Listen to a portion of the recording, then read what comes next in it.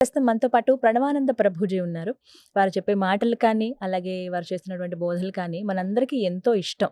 ప్రత్యేకించి సమకాలీన అంశాలపైన ఎప్పుడు వారు ప్రస్తావిస్తూ ఉంటారు. మన వే ఆఫ్ లైఫ్ అనేది ఎలా ఉండాలని ఎప్పుడూ చెప్తూనే ఉంటారు. అయితే ప్రస్తుతం జరుగుతున్న ఇష్యూస్ పైన, అలాగే మనందరికీ చాలా సందేహాలున్నాయి. వీటి గురించి వారిని అడుగుదాం అనుకున్నాం. వారిని ఆహ్వానించాం స్టూడియోకి. ప్రస్తుతం మనతో పాటు ఉన్నారు. వారితో మాట్లాడి మరిన్ని విషయాలు తెలుసుకుందాం. ప్రభుజీ హరే కృష్ణ. హరే కృష్ణ. కార్తీక పౌర్ణమి. అసలు పౌర్ణమి విశిష్టత ఏంటి? అంటే ప్రతి నెల పౌర్ణమి అనేది ఏదో ఒక ప్రత్యేకత ఉంటుంది. కానీ కార్తీక పౌర్ణమి చాలా మంది విధిగా ఆచరిస్తుంటారు. ఒక పూజా పద్ధతి అని ఇలాగా మాకు ఆనవాయితీకి ఇలా వచ్చిందని కొంతమంది వ్రతాలు చేసుకుంటూ ఉంటారు. అసలు సాధారణ ప్రజలుగా భక్తులుగా మేము అసలు ఎలా ఆచరించాలి కార్తీక పౌర్ణమిని? ఉదయాన్నే బ్రహ్మముహూర్తంలో లేవాలి, స్నానం ఆచరించాలి. కార్తీక పూర్ణమి రోజు ఒక విశిష్టత దేవ దీపావళి అని కూడా అంటారు కొన్ని ప్రదేశాల్లో. కార్తీక పూర్ణమి ఆహా. యాక్చువల్గా ఈ ఏకాదశి, ద్వాదశి, త్రయోదశి, చతుర్దశి, పూర్ణిమ, 5 ఈ days. పంచకం, భీష్మ పంచకం అని అంటారు. ఈ 5 రోజుల్ని ఆహా. చాలా విశేషంగా చెప్తారు. మీకు అది తెలుసా? ఉమ్. బృందావనాది క్షేత్రములలో ఈ 5 రోజులు నిల్జలు ఉంటారు. ఆ. 5 రోజులు 5 days. ఏమీ తినరు, తాగరు. ఆ. అలానే భగవన్నామని చెప్తూ రక్షణ చేస్తూ స్వామికి అర్చన చేస్తే అంత తపస్సులు చాలా మంది చేస్తూ 5 days ఉంటారు. అండి. 5 రోజులు చేస్తారు ఈ వ్రతం. ఆ. చాలా శక్తివంతమైన పీరియడ్ అన్నమాట ఇది. చాలా మంచి ఆధ్యాత్మిక అనుభూతులు మనకి ఉమ్. పొందవచ్చు ఈ టైంలో. సాధన, మనం భగవన్నామ జపం కానీ, తర్వాత భగవంతుడి యొక్క ఆరాధన కానీ, ఉమ్. భగవంత ఆలయ ప్రదక్షిణ కానీ, గోసేవ కానీ, ఉమ్. మనము దామోదరుడికి, ముఖ్యంగా కార్తీక అధిష్టాత దేవత దామోదరుడు అంటే కార్తీక దామోదర వ్రతం అని అంటాం. అవును. ముఖ్యంగా దామోదరుడికి పూజ, అర్చన, దామోదరాష్టక పఠన ఇవన్నీ చాలా విశేషం. కార్తీక పూర్ణమి రోజు ఇంకో విశేషం అందరికి తెలుగు వాళ్ళకి తెలిసి ఉంటుంది. 365 ఒత్తులు కలిపి పెట్టేస్తారనమాట. వెలిగిస్తారండి. అవును. ఆ తర్వాత ఇంకా సంవత్సరం అంతా దీపం పెట్టకపోయినా పర్వాలేదు అంటే. ఆ. యాక్చువల్గా ఈ 365 రోజులు కలిపి మనం ఏదైతే ఒత్తులు కలిపి దీపం పెడతామో అది ఎందుకు పెడతామంటే, కొన్ని సార్లు బై మిస్టేక్ మనం ఎప్పుడైనా పెట్టకపోయినా, ఆ. ఏదైనా మంచి మనస్సుతో ఇప్పుడు పెట్టామంటే ఇలా ఒలిగించి పెట్టడం ఎంతసేపు అండి, కానీ ఆ భావన, భక్తి భావనతో వెలిగించలేదు అన్న దానికి ఇది కంపెన్సేట్ చేస్తుంది. కానీ ఈ రోజు ఒకరోజు అందరూ మగవాళ్ళు, పిల్లలు అందరు పెట్టేస్తారు. తర్వాత ఇంకా దేవుడి జోలికి వెళ్ళరు అనమాట. సంవత్సరం లోపల ఆవిడ చెప్పేస్తారు, మీరే పూజ డిపార్ట్మెంట్, మేమేం చేయము. ఎందుకు దీపం పెట్టరా ఆయన అంటే, పెట్టాం కదా కార్తీక పూర్ణిమకి అని. అలా కాదండి. యాక్చువల్గా పూజ అనేది కేవలం స్త్రీలకు సంబంధించింది కాదు.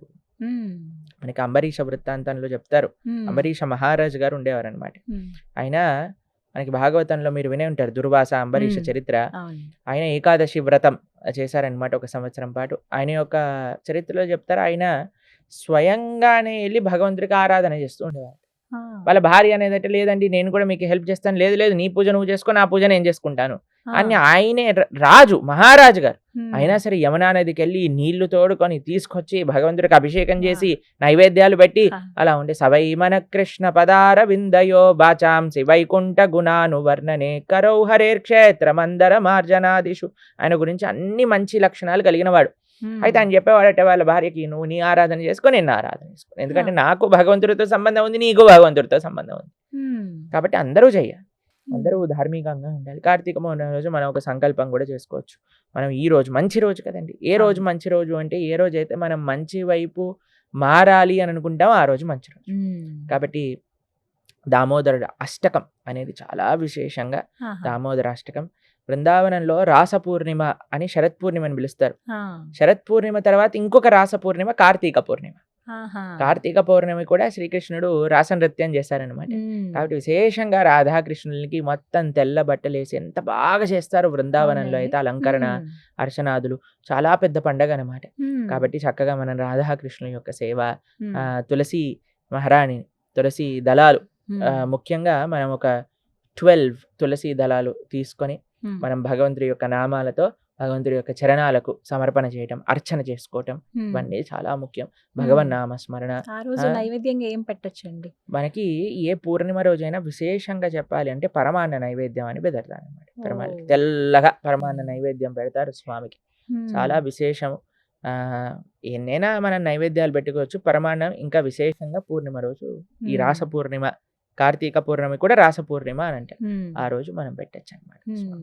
పౌర్ణమి అయితే చాలా మంది అంటే ప్రధానంగా రాత్రి ఇదిగా చేస్తూ ఉంటారు. రాత్రి పూట చంద్రుడు పూర్ణిమ వెన్నెల్లో చేస్తూ ఆరాధన ఉంటారు. అనేది ముఖ్యంగా ఉంటుంది. మనకి శరత్ పూర్ణిమ రోజు ఏం చేస్తామంటే మనం సాయంకాలం పూట కృష్ణుడి ఆరాధన చేసి ఆ యొక్క పాయసం ఉంటుంది. ఆ రోజు పాయసం చేసి దాన్ని ఏం చేస్తారంటే మస్లిన్ క్లాత్ అంటారు. తెలుసా మీకు? తెలుసండి. జాలి జాలిగా ఉంటుంది కదా, నెట్ లాగా ఉంటుంది. నెట్ లాగా ఉంటుంది. దాన్ని కవర్ చేసేసి రాత్రంతా ఆ పాయసాన్ని చంద్రుడి యొక్క కిరణాలు పడేటట్టుగా టెర్రస్ పైన పెడతారనమాట.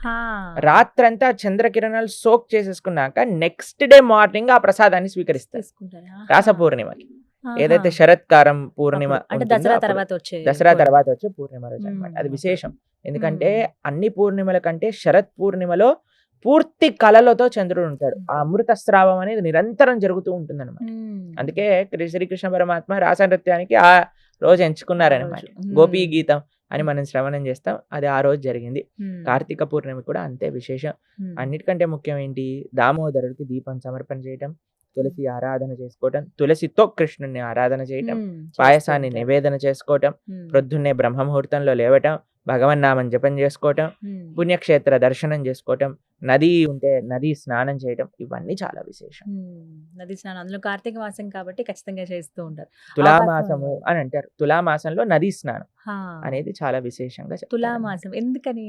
తులామాసము అని అంటే మనకి ఒక్కొక్క మాసం తులా సంక్రమణం జరిగినప్పుడు తులామాసం అవుతుంది. తర్వాత మనకి ధనుర్మాసం, సంక్రమణం జరిగినప్పుడు ధనుర్మాసం వస్తుంది అనమాట. దాని తర్వాత మనకి మకరం అయితే సంక్రాంతి వస్తుంది. అలా సంక్రాంతి, తులా సంక్రాంతి తర్వాత తులామాసంలో నదీ స్నానం, ముఖ్యంగా కావేరీ స్నానం కానీ, గంగా స్నానం, యమునా స్నానం, ఇవన్నీ చాలా విశేషంగా చెప్తారు. ఈ విధంగా మొత్తానికి పౌర్ణమి అయితే ఇలా ఆచరించాలని చెప్పారు. ధన్యవాదాలు ప్రభుజీ. హరే కృష్ణ.